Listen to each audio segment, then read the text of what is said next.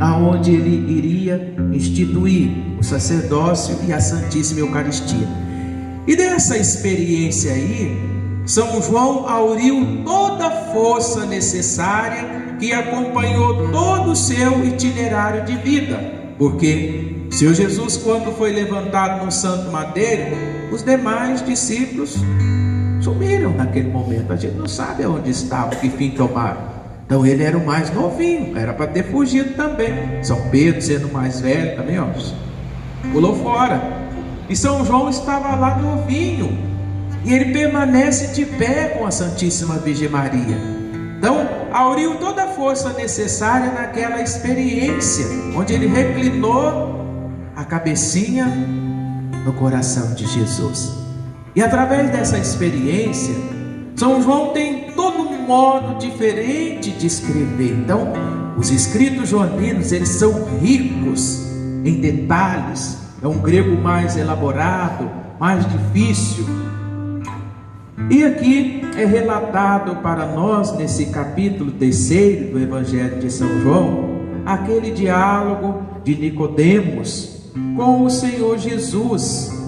Então, Nicodemos não chega como uma pessoa que não conhecia o Senhor Jesus. Então, naquele diálogo, ele chega com sede e chama Jesus de Rabi. E ele vai dizer: sabemos que és um mestre vindo de Deus. Ninguém pode fazer esses milagres que fazes se Deus não estiver com ele. Jesus, então, dialogando com ele, vai dizer a Nicodemos: em verdade te digo, quem não nascer de novo não poderá entrar no reino de Deus. Então, uma condição para entrar no reino de Deus é nascer de novo. E o Senhor Jesus, quando ele diz em verdade, nós temos da parte dele esta resposta confirmatória.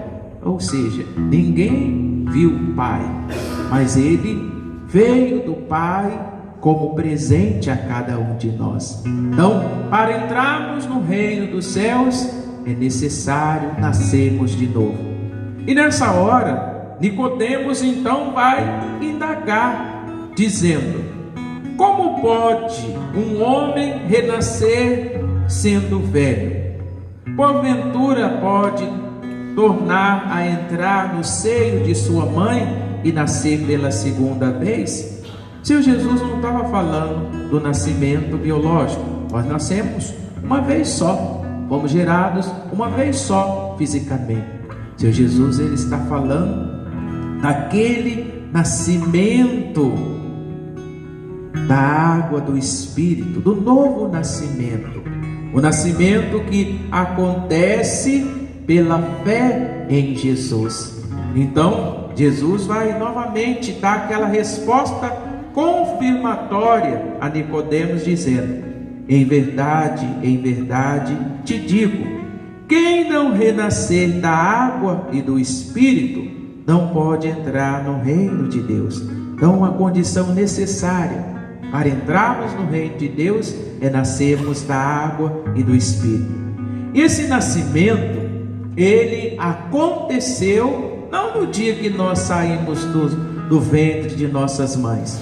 Esse nascimento aconteceu no dia em que nós fomos apresentados à Mãe Igreja.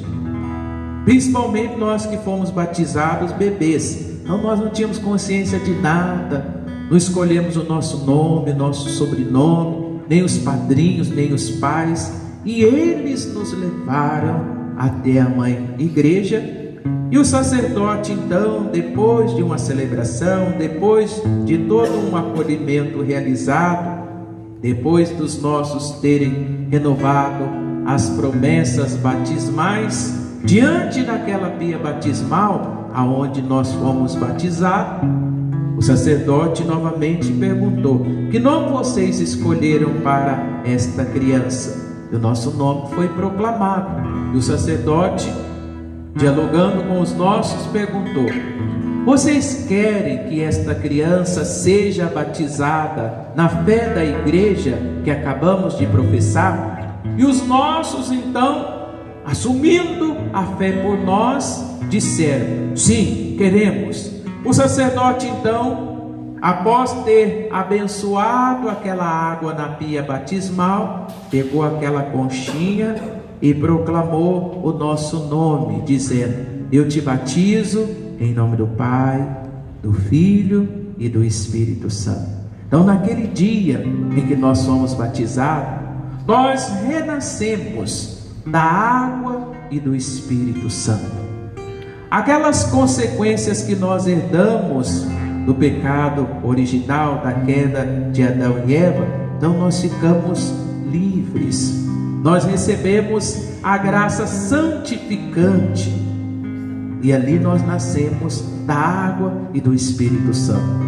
Oxalá se nós conservássemos essa graça santificante, mas o que foi acontecendo conosco? Nós fomos crescendo, fomos conhecendo mais o mundo, fomos perdendo aquela inocência de criança, a maldade foi tomando conta do nosso coração e às vezes nós fomos esquecendo de que em nosso ser foi derramado o Espírito Santo, foi plantado aquele germe da santidade para atuar em toda a nossa história de vida. Não pensam vocês que o Espírito Santo foi derramado nos corações e ele está ali impotente. Não, ele está apenas esperando uma permissão. O Espírito de Deus, ele não força a barra. O Espírito de Deus, ele age quando ele quer e principalmente quando as pessoas dão esta abertura.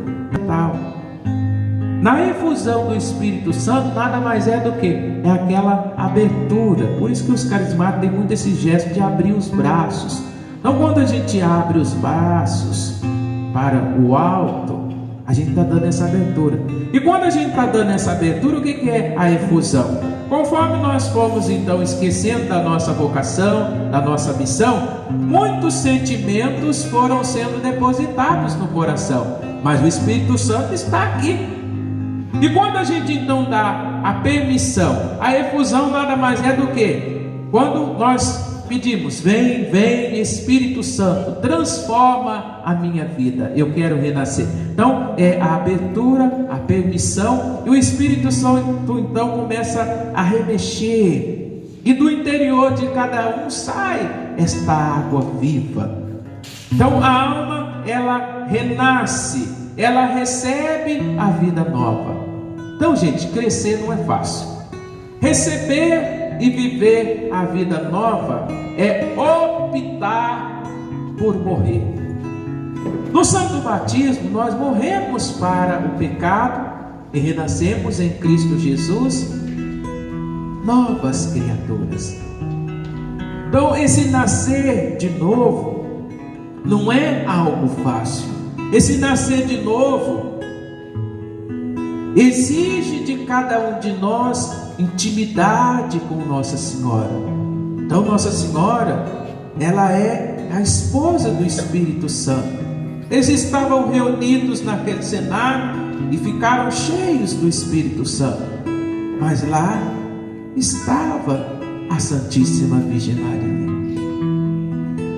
Ela preparou com certeza aquela noite. Na cultura judaica, antes de cada celebração, as mulheres têm essa missão de cuidar dos últimos detalhes. O acendimento das lâmpadas é responsabilidade das mulheres. As lâmpadas não são essas lâmpadas que nós temos, são aquelas outras que botam lá o azeite, tem aquele paviozinho ali, era responsabilidade das mulheres. E a Santíssima Virgem Maria, com certeza naquela noite, foi o canal para o Espírito Santo manifestar na vida dos apóstolos, e eles receberem a potencialidade redobrada do Espírito Santo para perderem o medo e saírem não só fisicamente daquele andar de cima, mas saírem pelo mundo, enfrentando os poderosos da época. Então, esse diálogo com Nicodemos deve ser a motivação para a nossa oração pessoal, para nós irmos também ao encontro do Senhor, que nos espera também com uma resposta confirmatória. O Senhor que espera que nós possamos renascer de novo ao longo desse nosso itinerário espiritual, porque existe no céu um lugar para cada um de nós. E se existe um lugar no céu para cada um de nós, ao longo desse itinerário espiritual nós não podemos medir esforços para nós renascermos. A tendência que nós temos é de nos acomodarmos. Então, a gente foi batizado, passou pela catequese, fez a primeira Eucaristia, recebeu o sacramento da confirmação, o sacramento do crisma, que foi o Pentecostes na nossa vida, e muitos estão aí na igreja, participam das missas só, e às vezes não se comprometem. Alguns até já acostumaram, estão aí há anos vivendo da mesma forma. E quantas vezes as pessoas falam: vem, vem Espírito Santo, transforma a minha vida, quero renascer. Quando o Espírito Santo começa a mudar a nossa vida, os nossos sonhos, os nossos projetos, quando o Espírito Santo começa a nos tirar da nossa zona de conforto, então nós já começamos a reclamar: porque aquele tempo era bom, porque era assim. Então nós temos muito medo das mudanças, sabendo que é necessário nascer de novo. Nascer de novo significa crer em Jesus Cristo. E crer em Jesus Cristo não é estar ali no domingo com a comunidade reunida e dizer: eu creio em Deus Pai Todo-Poderoso. É testemunhar que cremos com a nossa vida. E na nossa vida os ventos são contrários. Então renascer é algo difícil. Assim como nós não lembramos a experiência do nosso nascimento, mas com certeza naquele dia foi um dia de felicidade para as nossas mães depois do parto. Antes do parto, nos últimos meses, nossas mães estavam sem lugar, sem posição, dores horríveis, contrações. E quando foi o momento do nosso nascimento, nós não nascemos sorrindo: que bom eu vim ao mundo. Não, aquela nossa primeira experiência com a luz, com os sons, foi uma experiência traumática. Nós choramos.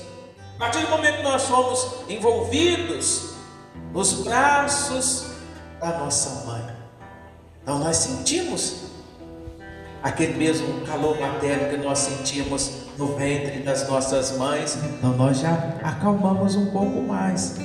Nossas mães, depois daquele momento, vendo aquelas crianças, a criança quando nasce, vocês sabem, tem muita beleza, todo inchado, sujinho de sangue, aquela coisa, e a mãe fica toda orgulhosa. É o momento mais feliz de uma mãe, quando ela vê lá o fruto de amor daquele casal. A mãe fica toda orgulhosa. E depois nós fomos tendo experiências até o momento presente. Então, para nós renascermos de novo, nós vamos também sentir medo. Nós vamos ter experiências que vão nos tirar a alegria de viver. Nós vamos ter experiências de falta de fé. quando nós perdemos alguém querido, quando nós fomos traídos por alguém da nossa confiança, quando alguém ficar desempregado na nossa casa, quando uma doença bater a nossa porta, nós vamos ter experiências tristes. Mas nesse momento, assim como nós fomos envolvidos nos braços da nossa mãe materna, Deus nos deu uma mãe, a Santíssima Virgem Maria. Então, ao longo desse nosso itinerário espiritual, nós precisamos e necessitamos da presença da Santíssima Virgem Maria. Precisamos ser envolvidos em seus braços maternos. E como eu posso ser envolvido nos braços maternos da Santíssima Virgem Maria? Através do Santo Terço, do Santo Rosário. Talvez você não tenha tempo de rezar o Rosário todos os dias, mas crie ao menos o hábito de rezar o Santo Terço. Então, quando nós às vezes estamos passando por essas experiências difíceis aí, e nós então começamos a rezar o texto, primeiro a gente faz ali o nosso oferecimento, e nós não realizamos uma oração egoísta pensando só em nós. Não, nós rezamos pelo São Pontífice, o Papa Francisco, pelo nosso Bispo diocesano, nós rezamos por nós sacerdotes, pela santificação do clero diocesano, clero palotino. Nós vamos rezando pela salvação das almas, pelas pessoas que se recomendaram as nossas orações. Quantas e quantas pessoas vê o padre e fala: padre, reza por mim. Às vezes o padre nem lembra os nomes, mas o padre na hora do texto fala: na intenção de todas as pessoas que se recomendaram as minhas orações. E quando nós vamos rezar o Santo Terço, nós convidamos então Nossa Senhora para colocar-se ao nosso lado. Aí a gente reza ali o credo, signo da nossa fé, o Pai Nosso, as 3 Ave Marias, e depois nós vamos no primeiro mistério. Aí Nossa Senhora senta ao nosso lado, e naquele momento nós vamos com a Santíssima Virgem Maria contemplar os mistérios da vida do seu Filho. E em cada mistério nós recebemos um abraço de Nossa Senhora. Ela nos abraça e nós vamos então, a cada Ave Maria que nós rezamos, é uma rosa que nós oferecemos a ela. E ela fica tão feliz com essas rosas, e diante de todos aqueles pedidos que nós apresentamos no início do texto, ela apresenta ao seu Filho Jesus. E quando a mãe pede, o Filho atende. Então, esse renascer que nos é tão necessário para nós entrarmos no reino de Deus, será um exercício diário. Nós não podemos jamais, principalmente no meu caso, porque fiz 2 faculdades, uma faculdade de filosofia, outra de teologia, eu não preciso mais nascer da água do Espírito, que eu já estou mais que formado. Não, esse nascimento ele tem que acontecer não conforme eu quero, mas conforme a vontade de Deus. E nós vamos renascendo, principalmente quando nós optamos em receber a vida nova que o Senhor quer nos conceder. Mas saibam, receber vida nova é optar por morrer. E o quanto é difícil a gente morrer, né? A gente fala tanto: eu quero ir para o céu. Mas quando a gente toca no tema da morte, não, agora não, né? A morte bate a porta para avisar? Não. Então a gente tem que ir renascendo a cada dia. Nós temos que irmos morrendo um pouquinho a cada dia. Não é fácil morrer para as nossas vontades. Então, às vezes, enquanto padre, você tem determinadas vontades de fazer tais coisas, mas existe um plano pastoral. Existe um ordinário local, que é o bispo, e no dia da minha ordenação, mesmo não sendo esse bispo que me ordenou, mas eu prometi obediência à mãe igreja, eu prometi obediência ao bispo ordenante, aos sucessores e superiores dele. Então, em qualquer diocese que o padre vai, o ministério dele só é fecundo se ele estiver em obediência, em comunhão com o bispo diocesano, em comunhão com o presbitério local. Aí ele tem um sacerdócio fecundo, senão ele não vai conseguir realizar muita coisa. Então, essa vida nova que o Espírito Santo deseja para cada um de nós, e nós precisamos de optar por morrer para as nossas vontades. Cada um tem as suas vontades. Quantas vezes a gente quer insistir numa coisa e às vezes a gente bate o pé e quer que a coisa aconteça daquela forma? O Espírito muda os planos. Às vezes a gente está querendo se conduzir para a direita, o Espírito Santo sopra e nos conduz para a esquerda. Quantas e quantas vezes nós temos que programar a nossa vida? É normal a gente ter uma vida organizada, programada, uma agenda, mas o Espírito Santo sopra aonde Ele quer. E quantas vezes os nossos sonhos, os nossos projetos são mudados. E quando esses sonhos, esses projetos são mudados e essas mudanças acontecem por vontade de Deus, nós não podemos reclamar. Aí nós temos que cantar as maravilhas de Deus. Às vezes a gente nem sabe como aquilo vai acontecer, mas como a Santíssima Virgem Maria, nós temos que nos colocarmos à disposição. Eis aqui a serva do Senhor, faça-se em mim segundo a tua palavra. Então, às vezes, diante das mudanças que o Espírito Santo quer proporcionar na nossa vida, para nós renascermos de novo, para entrar no reino de Deus, então é necessário, eu e cada um de vocês, por mais difícil, por mais medo que nós estejamos, como eles estavam no cenáculo. Eis aqui, Senhor, o teu servo, eis aqui a tua serva, faça-se em mim segundo a tua palavra. O Espírito Santo de Deus, ele é o agente necessário desse novo nascimento. E para nós nascermos de novo, é necessário que a vontade de Deus seja feita. Nós estamos aí na 5ª semana da Quaresma, já aproximando do domingo de Ramos.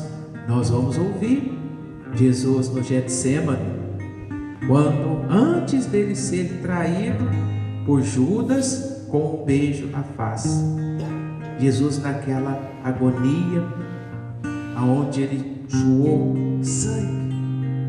Então Jesus, naquele colóquio com o Pai, ele vai dizer: Pai, se possível, afasta de mim esse cálice de dor, mas que não seja feita a minha vontade, mas a vossa vontade. E ali, o grande presente do Pai para nós, foi feita a vontade do Pai. Ele foi levantado no santo madeiro para nos salvar. Ele carregou sobre si os nossos pecados, e por suas chagas nós fomos salvos, nós fomos curados. Então, o caminho é esse, não existe outro caminho para nós entrarmos no reino de Deus. Morrer para as nossas vontades. E assim como a gente toca nesse tema da morte, um tema que a gente tem tanto medo, existe um santo na igreja que fez um papel fundamental quando a igreja estava vivendo aí um período difícil, Lutero viu diversas coisas erradas no contexto da igreja. Não estava 100% errado, mas diante daquelas coisas ali que não eram tão legais assim, o que aquele homem fez? Ele protestou, afixou aquelas teses na porta da igreja, houve aquela confusão toda. Francisco de Assis também viu uma igreja muito ostentada, e Francisco de Assis, ele agiu diferente. Movido pelo Espírito Santo, São Francisco de Assis ensinou a humanidade a amar a irmã pobreza. São Francisco de Assis ensinou a muitos a amar a irmã morte, sabendo que nós não somos eternos aqui, que a nossa vida nesse mundo é passageira. Então é necessário nós morrermos para as nossas vontades. E quando a gente toca nesse tema, a gente tem medo. O Espírito Santo, então, ele deseja ardentemente realizar esta obra em cada um de nós, para nós renascermos da água e do Espírito Santo derramado em nossos corações no dia do nosso batismo, para nós entrarmos no reino dos céus. Feche os teus olhos um pouquinho e reflita nesta noite a sua luta